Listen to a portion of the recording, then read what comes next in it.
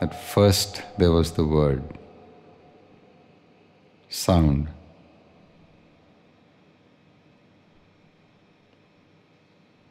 And then from there came language and then this that passes for language today. And that word convenient. So I went into a etymology dive into English once I realized that something was up. And amongst various words, once I realized that con, C-O-N, meant with in Latin. That all these con words, there's got to be something good about them. With. With is usually all right, against is bad. Sure enough. Conspiracy. I want you to be a conspirator of mine, a co-conspirator of mine. Because all conspiracy means is a compound of con and inspire, which means breathing with. How can it be a bad thing to breathe with somebody? Be my co-conspirator. And so I looked at that word convenience, because it's pretty clear that we've given ourselves up at the altar of convenience. Everything that we've absorbed into our lives and allowed it to shape us is the convenient thing. Now the word convenient is a compound of con and venue. Con, of course, means with.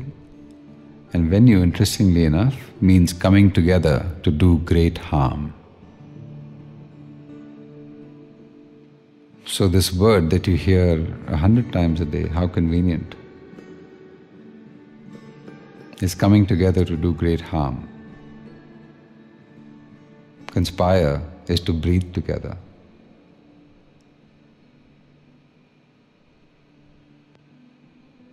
Compete is to work towards a common goal. Think about that for a minute.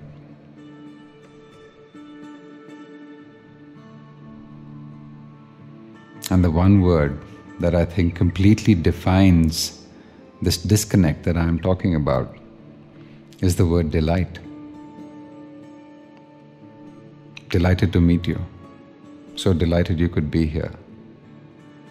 Such a delightful act. You are so delightful. Delightful. D-light. D as a prefix is to remove. So when I'm delighted to see you, I'm basically saying that seeing you removes the light from me.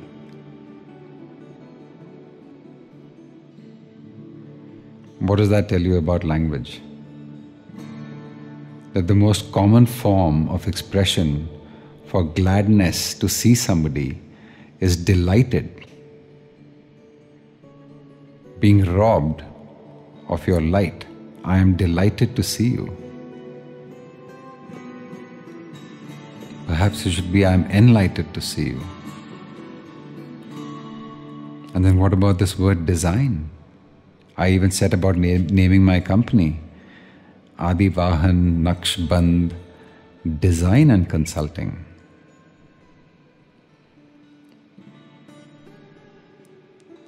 De-sign. Remove the symbol of. That's rather strange if you're trying to make something for something, that you would remove the symbol or the core representation of. The opposite, of course, is ensign. And then what is develop? What is all this development that we are all after? I want to be in a developed state. I want to be an enveloped state. But look at where language is. All these words. Think of delighted and how many times you've told people how delighted you were to meet them. And what you were telling them was how they robbed you of your light when you saw them. And this is the lingua franca of the world. And it's falling every day. Shorter and shorter stabs of,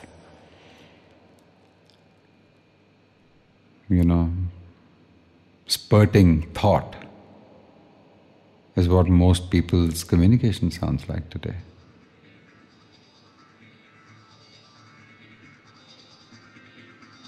The fall of language completely mirrors the fall of the species. And I'm not exaggerating one bit when I use that phrase, the fall of the species.